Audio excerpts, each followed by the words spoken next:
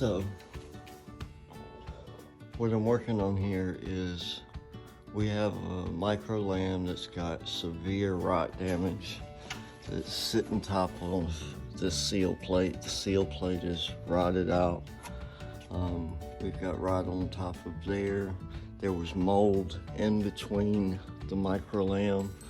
I've done my best to try to excavate all the mold that I can, but there's no saving this piece. It is not structurally sound to leave this in this shape. As you can see, I've got a wall that's being held up by jacks. So this has been jacked up enough space to get it back even. There was gaps right here. It's closed up all the gaps. It still needs to be jacked up enough, but I had to get enough pressure off of this plate because all of this has to be cut out. And this is all a result of, show you the back of this house.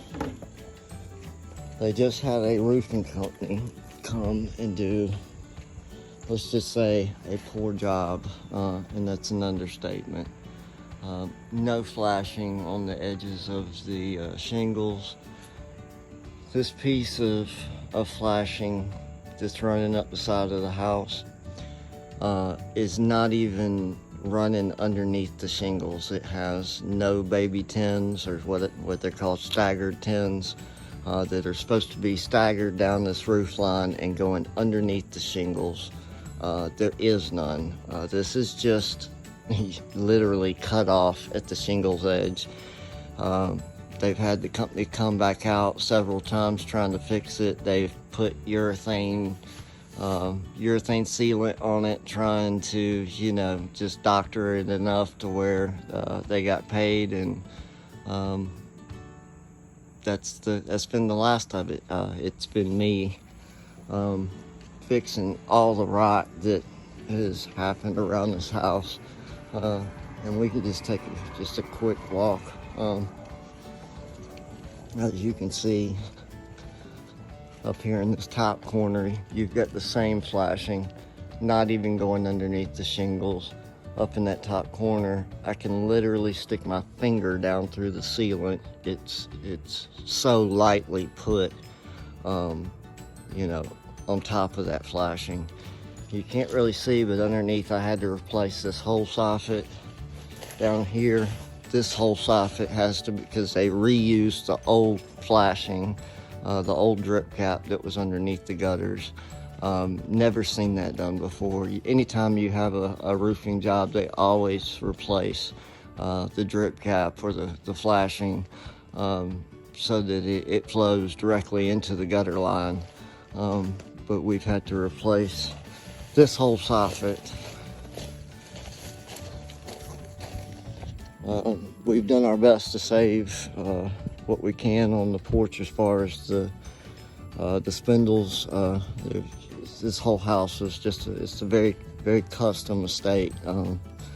This whole soffit's been replaced, and on it's had to be attention just about in every inch of this house. We've got the railings looking great, but there's still railing replacement on each side of the house that has to be done.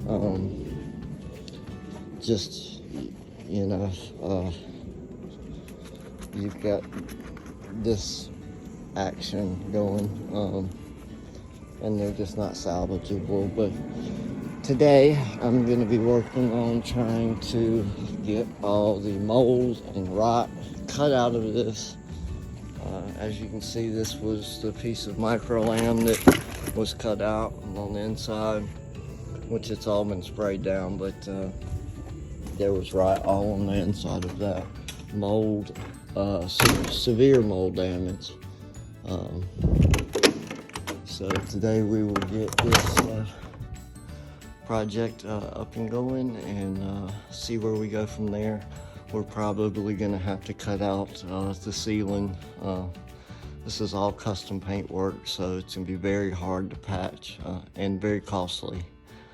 So we'll see where we get.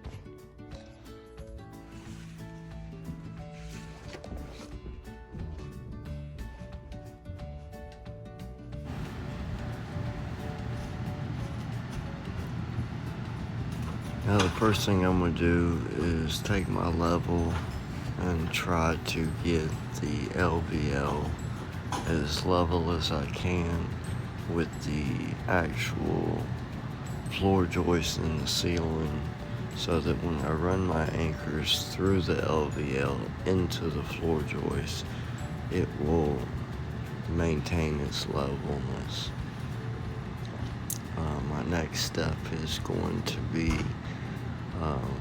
getting my mark made for where exactly I'm going to cut through the LVL, because I have a feeling that once we get that LVL, the pressure off of it so that I can get it out of there, that I'm probably going to discover some more rot and mold damage.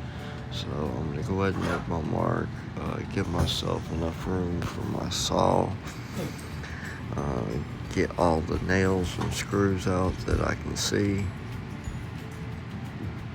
and then from that point we will snatch that out of there and see what kind of damage that we have behind it.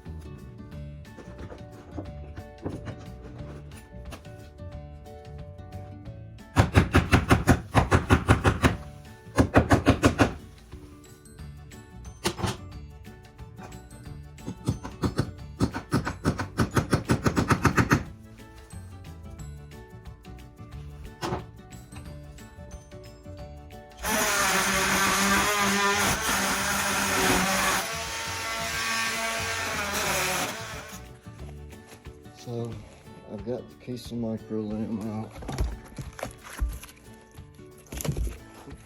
Take it out in two pieces, but this is a problem that you kind of run into dealing with rot damage, is once you think you got it all, there's more. And I have a feeling it's going to be the same way inside the ceiling. So, as you can see, we've got the micro lamb out. see it's a little more damage. Had to come out and kick these.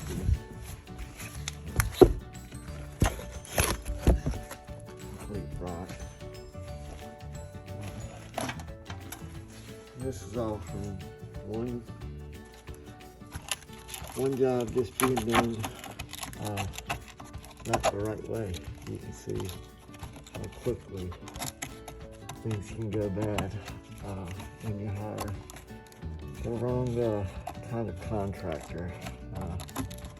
When I mean the wrong kind, not every contractor is going to do what they say that they're going to do. I'll get that later. And this one promised the world, I'm sure. And now we do. We have a world of trouble. I took the micro lam out and we have more rot. The particle board that separates the micro lam beam that goes all the way across the spiral ceiling. It's a beautiful home. This is just a shame. This is actually supposed to be in between these two pieces, but that's nor here nor there. But the particle board that separates this beam from the actual structural ceiling joist, now it's rotted out and it's got to come out along with everything else. So I'm pretty sure we're going to have damage in the ceiling. So to make sure that I get rid of all the rot and mold, I will proceed to open up a small section of this ceiling just to make sure. So we'll see how that goes.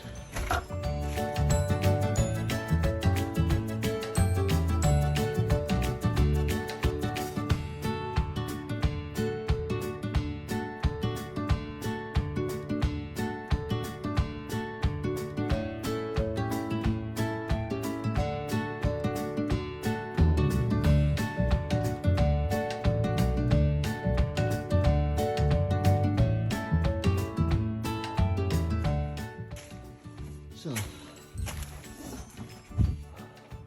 starting to get this rod out.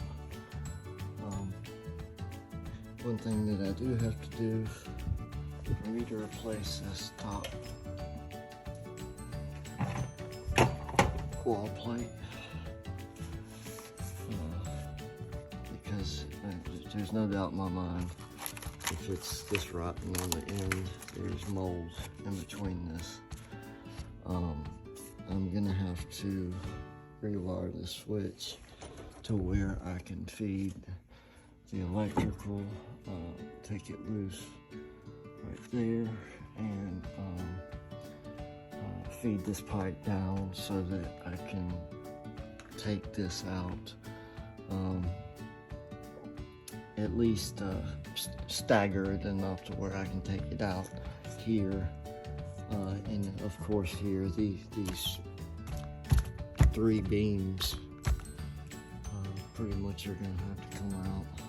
So once I get this anchored back up, I can probably take these jacks and release some of the pressure up in here.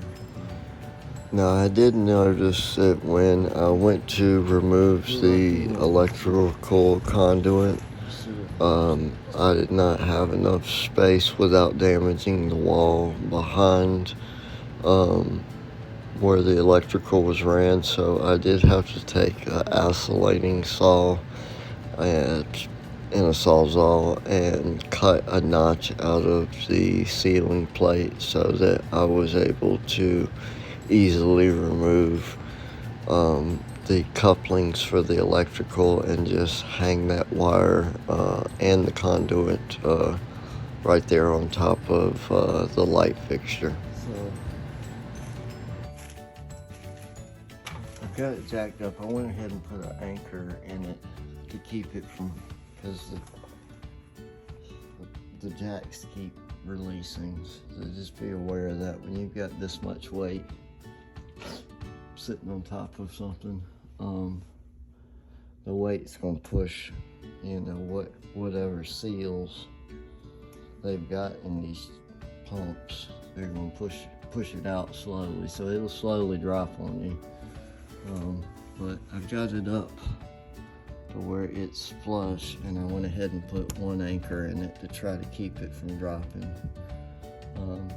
I had to disconnect the electrical, so I've got it disconnected, and I just got it hanging to get it out my way so that I can go ahead and cut this rotten wall plate out, ceiling plate. That way we can get rid of this, get rid of this. This I think is good. Everything else is pretty dry. Like this up here, it's got a crack in it, but it's fairly solid, so I think we can keep it. This up here's got to go, so I'll wait until I remove the ceiling. You can kind of see just from water damage, you see how she's tight at the top. You get down here, even though I've got an anchor in it, it's got a space, so this thing's it's got a cup in it, so and it's swollen. I mean, you can even still see some of the moisture, but I'll spray it with that stuff, kill all the mold, and it'll draw what little moisture's left out of it. And then we'll go from there. So my next step is to try to cut this plate out and get these two pieces out so that I can scab this piece and rebuild this corner so that I can get my top plate back in there. I'll have to cut all the nails free first, bottom and top probably, because this, you can see this thing's toe-nailed in there. It wasn't made to be rotted out and replaced, so you just got to take your time with it, because it's got to be replaced correctly. If it's not, you're just covering up something that's going to give you problems in the future, and we don't want that. So we'll see what we do from here.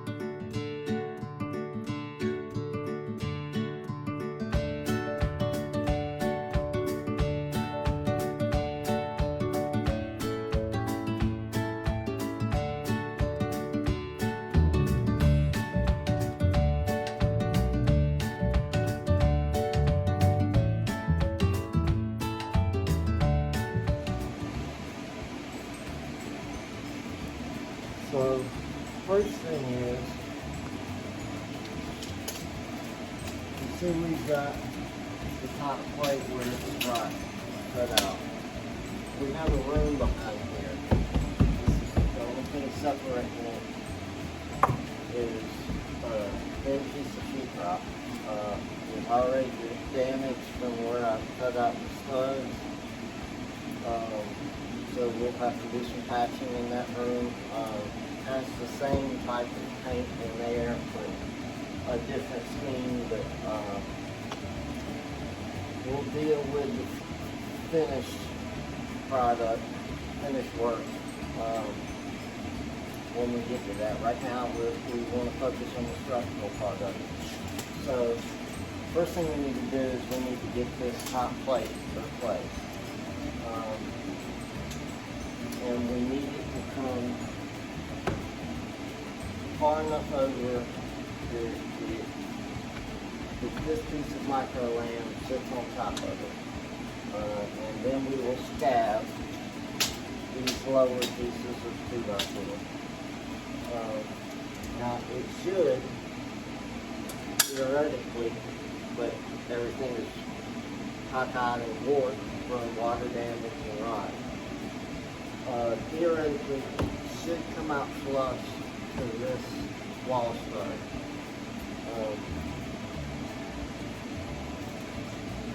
So what we want to do is we want to measure out what that wall stud is. And the way we get that exact measurement is we're going to take a regular framing square. This is not going to be perfect. We're going to take a regular Big 12 is what they call it. And we're going to come out 15.5 inches on the top piece. And it should be something like 20 3/4 on the bottom piece. Right. The top piece makes sense because it's sitting in the center of a stud. The bottom piece we just cut back enough to where when we start running nails and screws, it's gonna hold itself together. So let's get those two pieces cut first, and then we will start packing in the structural part of it. Once we get the micro lamb sitting on top of the wall studs, then we can start running anchors into this floor joist right here. That's our only option at this point because we have nothing to really anchor to. The wall, as you can see, is flush right here, or not the wall, but the ceiling is flush right here. And it almost gets to be about an inch right there in the middle. So literally, the ceiling is sagging. And you see that a lot in these custom homes. They're put together in just a totally different way here. So now that we've got our rotten wall studs out, we can start replacing things with solid wood, which is what you need to have. You need to have a solid foundation, a solid wall for the structural micro lamb to sit on top of. So we're going to pull a measurement and get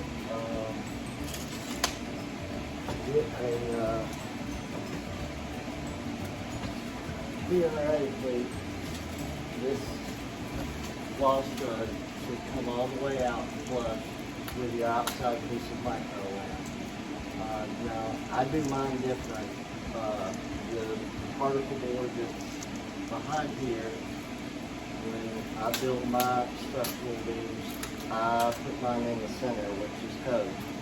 This is not code. It might be in Illinois, but where I'm from down south, you have a solid piece of 16-inch micro lamb, half-inch piece of particle board, and then another 16-inch micro lamb. Now I'm going to do mine different since they've done theirs different. I'm going to use 2x12 instead of micro lamb. And we're going to stagger it because you've got so much swelling in the actual wood. As far as getting the structural put back together. As you can see,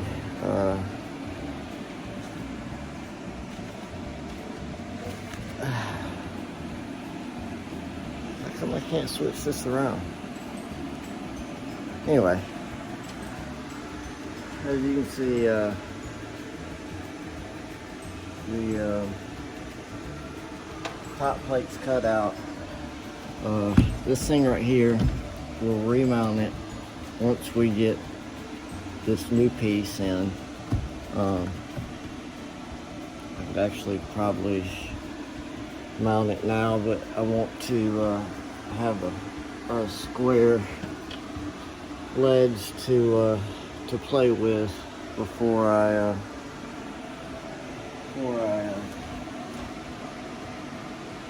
put everything back together.